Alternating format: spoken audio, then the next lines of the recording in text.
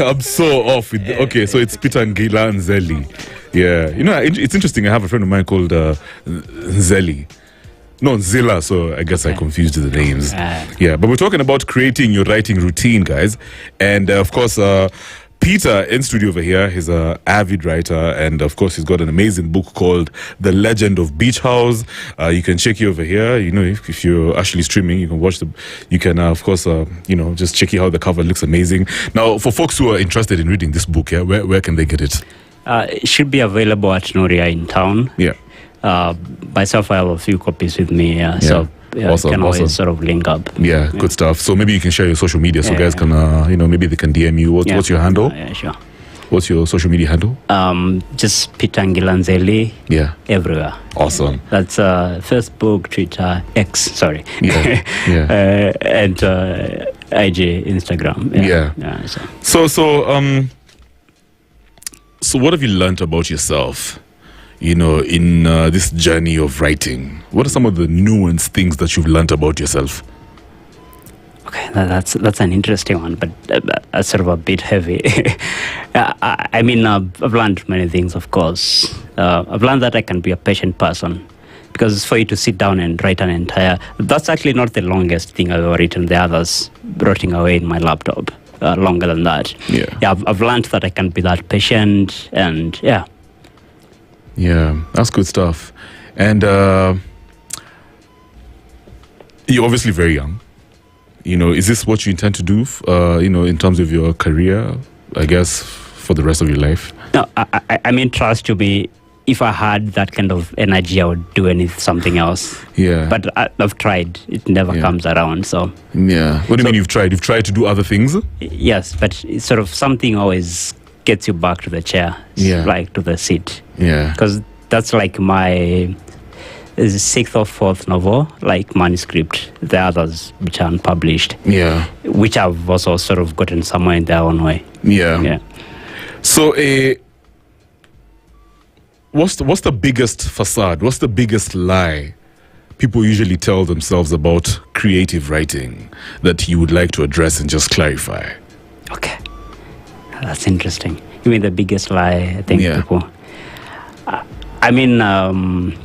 that writers are rich. We're not. I hate to disappoint you, even when you have that killer idea in your head. Listen, there are probably some who are rich. Yeah, unless you are, the Stephen Kings of this world, the Yvonne Adhiambo of this world, Chimamanda the Queen, Shout out to Yvonne, good friend of mine. It's you have to... If you come into writing fiction from the money, you'll die a very disappointed human being. I'm telling you for sure. Yeah. Yeah, but then of course you have to do other stuff like I do. I edit, other people's books and transcribe. You have to do other things apart from that. At least at my level right now, where I am. Yeah. Yeah. So there's this problem for that I guess creatives usually go through, where we have a lot of incomplete work, right? And for whatever reason, right? How do we get off it, right? You started something really good, and then you got distracted. You started something again, And for me, when I look at it from a different angle, it's not just about writing. Even like buildings out here, we have a lot of incomplete buildings. Songs, I guess, even for writers, songs that people, if they finished writing and actually produced it, it could have been a hit. So the curse of the incomplete. How do you get off it and restart, stuff that you probably, you should have completed way back? How do you get off this thing I call the curse of the incomplete? The curse of the incomplete actually sounds like a great title of a book, It's quite fantastic. Anyway, I feel like you should listen to yourself, if this thing wants to be finished. I know I might sound a bit weird or strange, keeping saying if this thing wants to be finished. There are those books you leave and they just stay there. And others you leave and then they just have to tell you at some point, please pick me up, so that you can sort of continue the writing. But as much as you wait for the book to pick you, you also, living in this world which is doesn't have a guarantee of waking up the following day. You have to, as a writer, and that's something which is very, very much in me. I always try to beat time. By beating time, I mean I always try to not wait for that perfect moment to start that book, but start it as soon as I can. Yeah. Because you might wait and say, when I get to 50 or 60, that's when I sit down.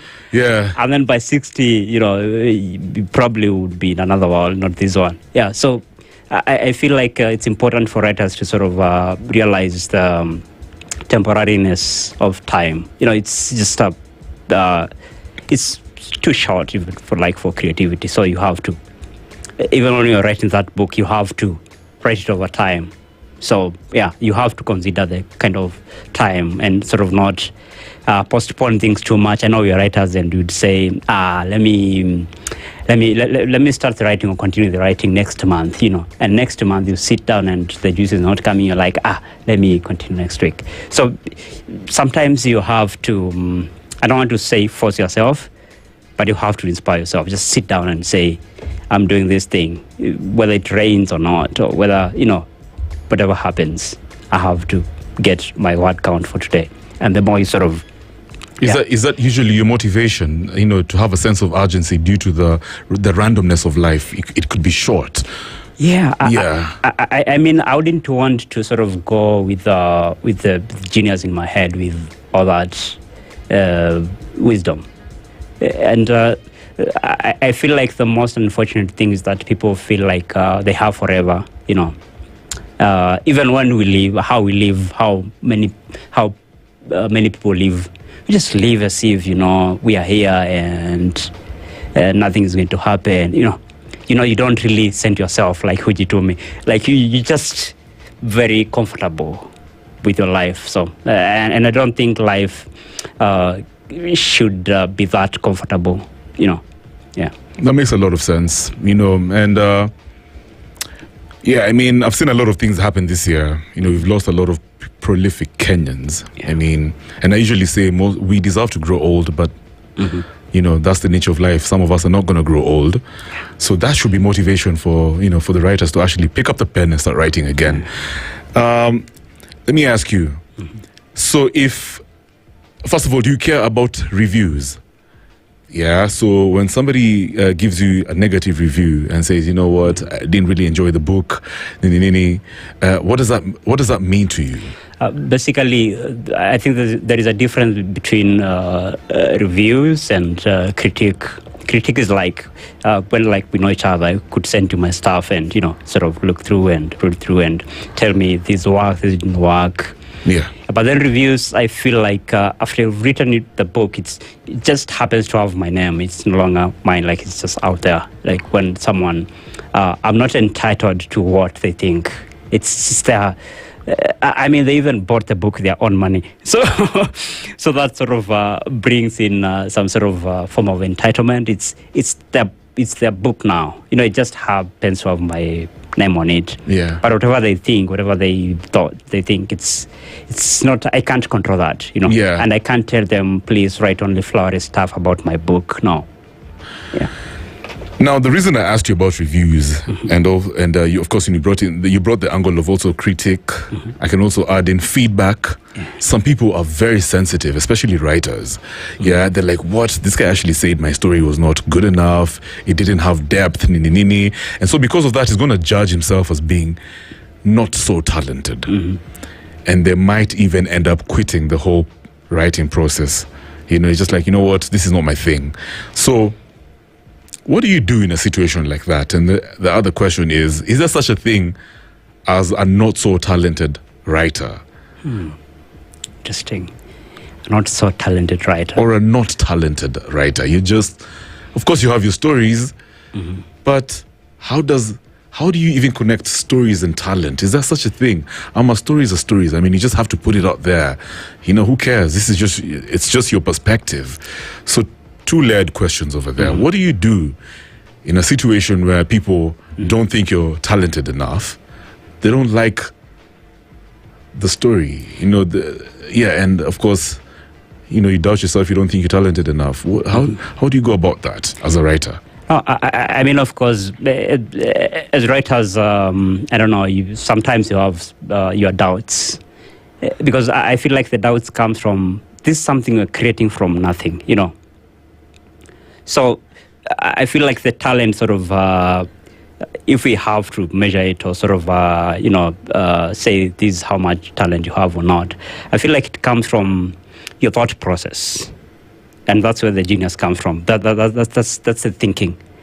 I feel like your thoughts are the ones which sort of determines how talented, if you have to go that far, like determines how talented you are, like how you think, because this is something you're creating from nothing.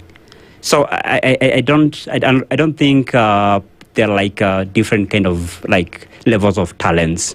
It's just you as the writer and the level where you are with your writing. So I don't think like there is this one is more you're talented. The much talented you are, you as Kev. Yeah. And I can't take the genius in your head and sort of let's say, for example, we have like some sort of prompt and you're writing about the same thing, like the flight.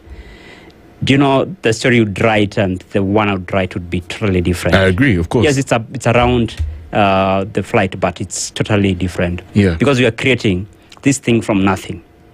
And I feel like that's where many people sort of don't give writers, I don't want to call it grace, because you can't just come, telling someone you did something terrible because of this. You have to sort of understand that this is something which is being created from nothing. And I mean, I don't mean to sound horrible, but many times people come bang to bang with such kind of criticism. Tell them to write anything and you'll see. I mean, with their level of talent, with their thought process. Yeah.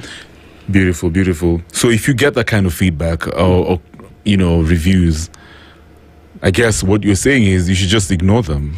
Yeah, I mean, of course, and you're a writer, you want to learn. That should be your first sort of goal if you have to have any. You need to see if they made sense. And if someone gives you sort of negative critique, you need to see, I don't want to say the good in it, but you need to see how that thing can make you grow. And you'd be lucky to find critics who sort of give you things you could work on. Yeah. Sort of things you could improve. Not just, throwing stones at you. Because when I throw stones at you, of course you'll be disappointed. But when I tell you, this is what I think you should have done to make the story better. Trust me, by the time you write the next thing, you'd have thought deep about this other thing. And that other thing, the next one would be far much better. Yeah. Okay. Wow, beautiful, beautiful. As a writer, do you think it's necessary to have your whole world, everything that you do, revolve around writing? Now, the reason I'm asking that is because once you create your life like that, if you define your life like that, then you get a lot of inspiration for most of the things that are around you, as opposed to, say, working another job, doing all these other things, and then creating time, a bit of time for writing. Distractions, basically.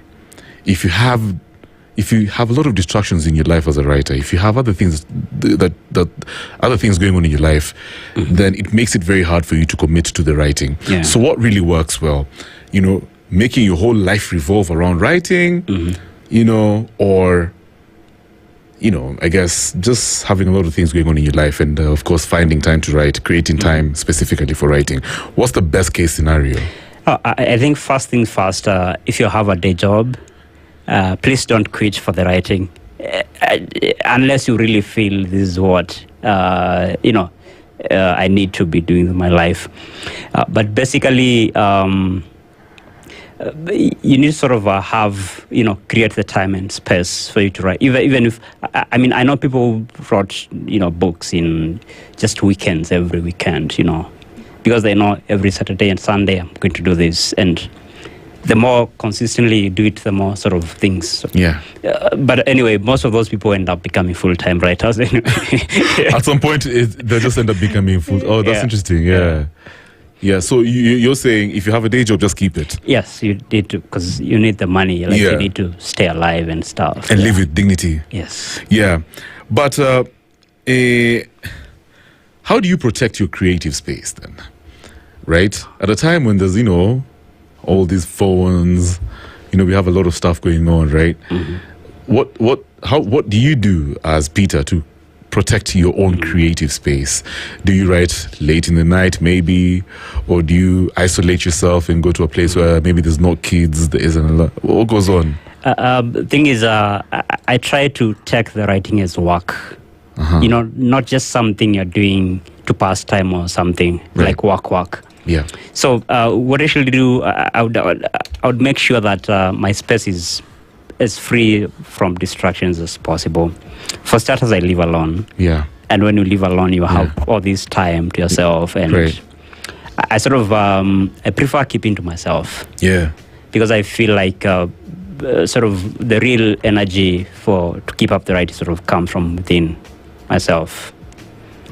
Yeah, and I barely have people coming, sort of budging around. It's my space. Like I like to look at it as a sanctuary of sorts, like a holy place where you just sit there, do your magic, go for a walk. Yeah.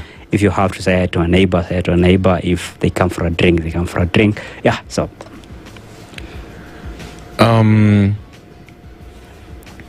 Is there... At what point do you actually start calling yourself a writer? For somebody who's just starting out, do you have to achieve certain things for you to officially be referred to as a writer? Or is the moment you just decide, you know what, today's my day one, therefore I'm officially a writer? I mean, that's a debate which has been going for centuries and centuries, They usually say a writer is someone who hasn't published, but another is someone who's published a book, but I don't know. Oh, interesting. But I feel like as long as you're writing, you're a writer. Yeah, you should... thing is, many writers don't actually call themselves writers. It's something just I do and nothing serious. Yeah. So, but if you're writing a writer, you shouldn't sort of put yourself down that much. Yeah. That's fascinating. There's a time when I heard the late Binyavanga talk about, so he was advising writers, I guess, and he said something like, when you're writing and you're in the flow you're in the flow, right? I guess the genius has hit you, and you're thinking, maybe I shouldn't touch on certain subjects. For example, taboos, whatever taboos, maybe something that's gonna offend the authorities, whatever. He said, you shouldn't be afraid of writing those sort of things. In fact, you need to get the hell out of the way of a good story. Yeah. What are your thoughts about getting the hell out of the way of a good story? I mean... and sorry. Should we have... how do we go about it, right? Because I know you constantly talk about this demon, this genius when it hits you. There's some people who get so excited about being provocative with their words. Maybe that's their niche. You say certain things that are going to get a reaction. What would you tell these types of people, or for folks who are excited about getting started with the whole writing thing? How do they actually master this art of getting the hell out of the way of a good story, right? Because I know there's certain things in Kenya that have to be said, but I guess people don't know how to say them. You can only write about them. Yeah, I mean, that's quite interesting.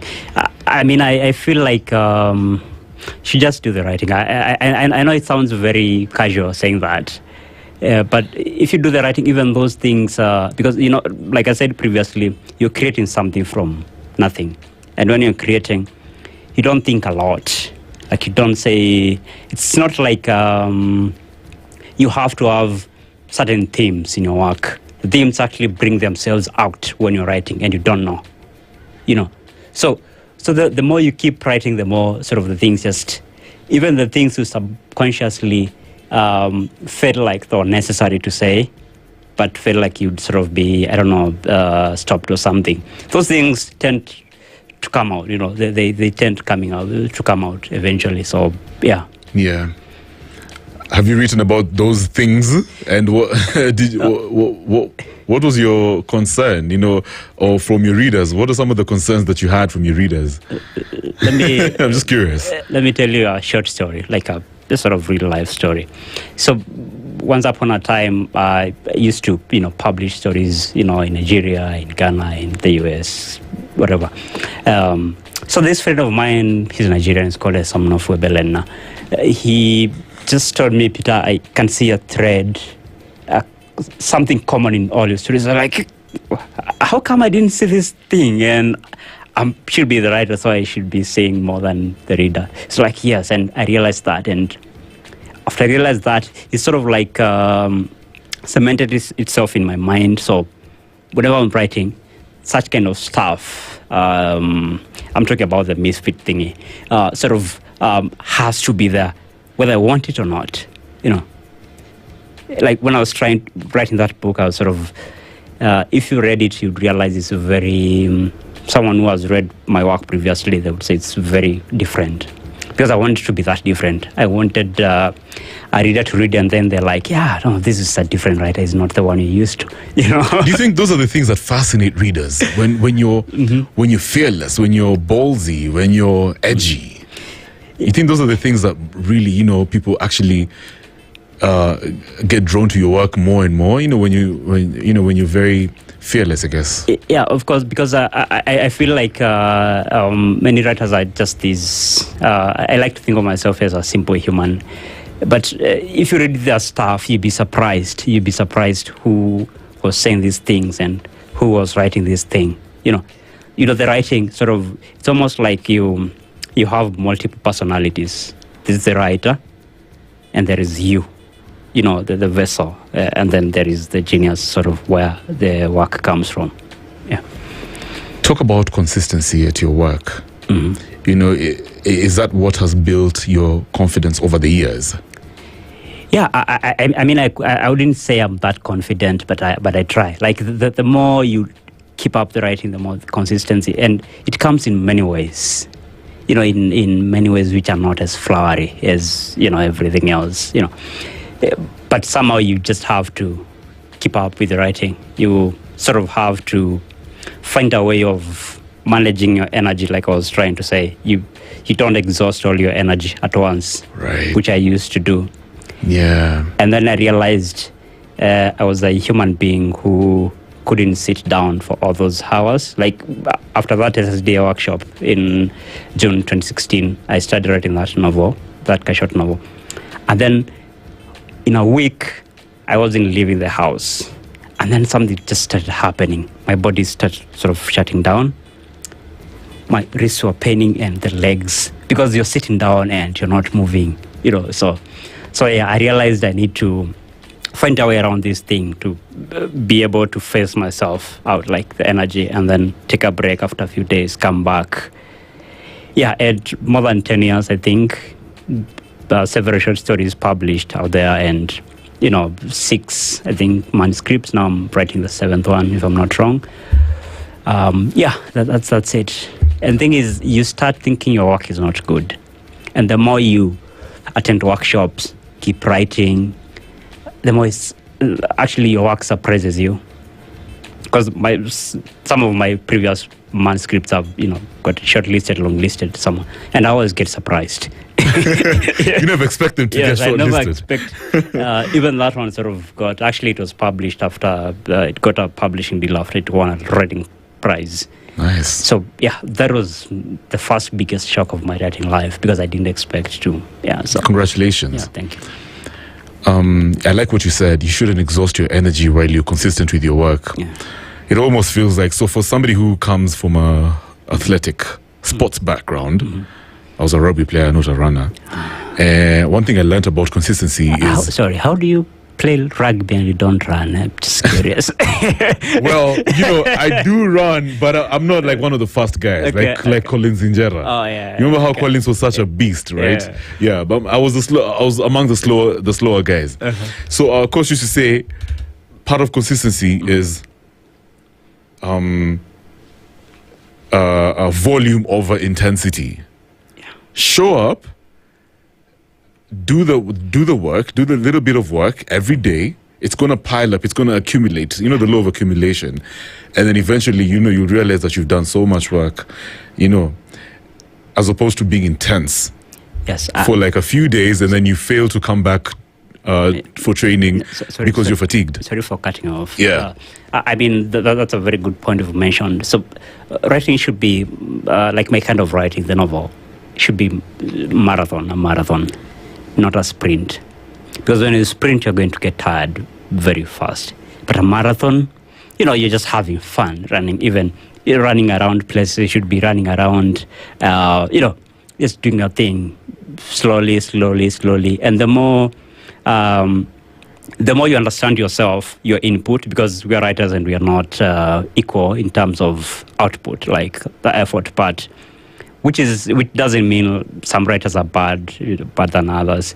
But when you learn to face yourself out, say, I know I can write 500 words in a day, just 500. It doesn't sound much. But write 500 words every day for 2 weeks and tell me what you'd have. Amazing. You'd have a lot of stuff. Yeah. And your mind would have opened up because every chapter, every 500 page sort of words moves you to the next part. The next part moves to the next part, like that, until you get your 2 weeks of everyday writing. Yeah. So I would rather write 10,000 words in 10 days than 3 days or 2 days. I love it. Yeah. That's exactly what we're talking about. And that's such a big takeaway for anyone who's listening to us tonight and they're excited about being a writer at some point in their lives or whatever. If you were to write a conversation with yourself, a conversation with Peter, what would you avoid writing about yourself too long? Too long. I don't know. That's a bit tricky, but I don't think I would avoid anything because have you ever heard of those stories of where you asked if you were to travel back in time, what would you change? I don't think I would change anything because I'm here. Yeah. And if I changed anything, I wouldn't come out the way I did. Yeah. Like I sort of wouldn't. If I knew things would turn out this way, I don't think I would have changed anything. I mean, I don't know if that makes sense. I think you make a lot of sense.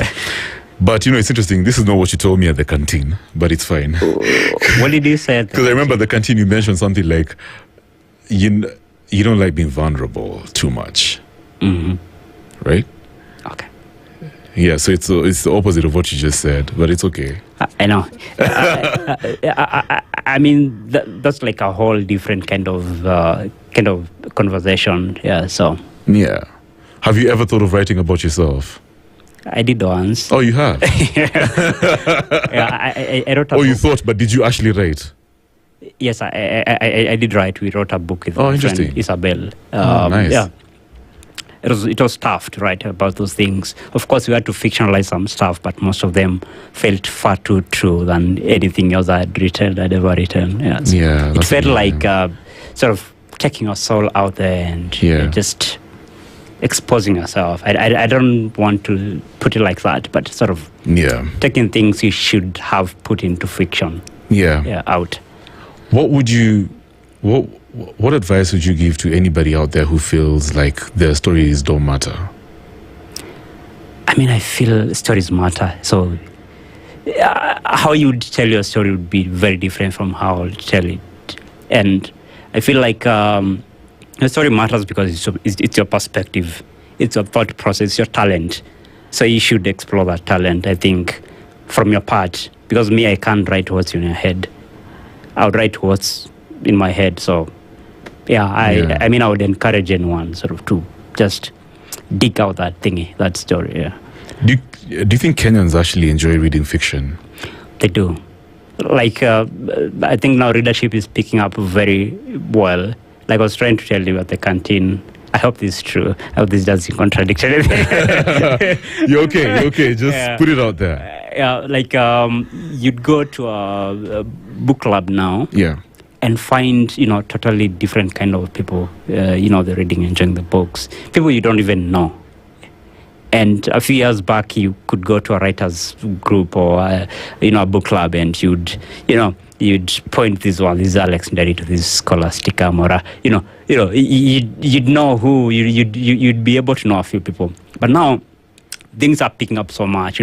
Bookshops are coming up every day, new readers, book clubs.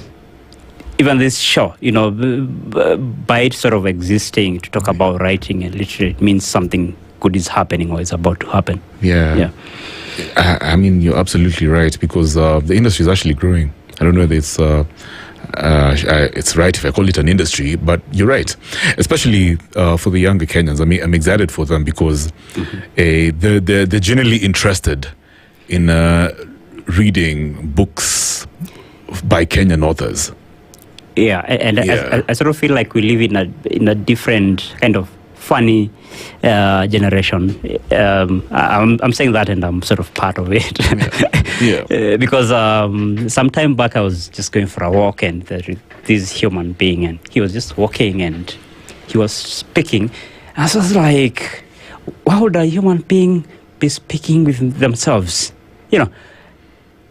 Then I looked closer and I realized something was sort of shining in his ear. I was like, kumbe is, that sort of shook me back. I was like, kumbe we are not in the 1920s.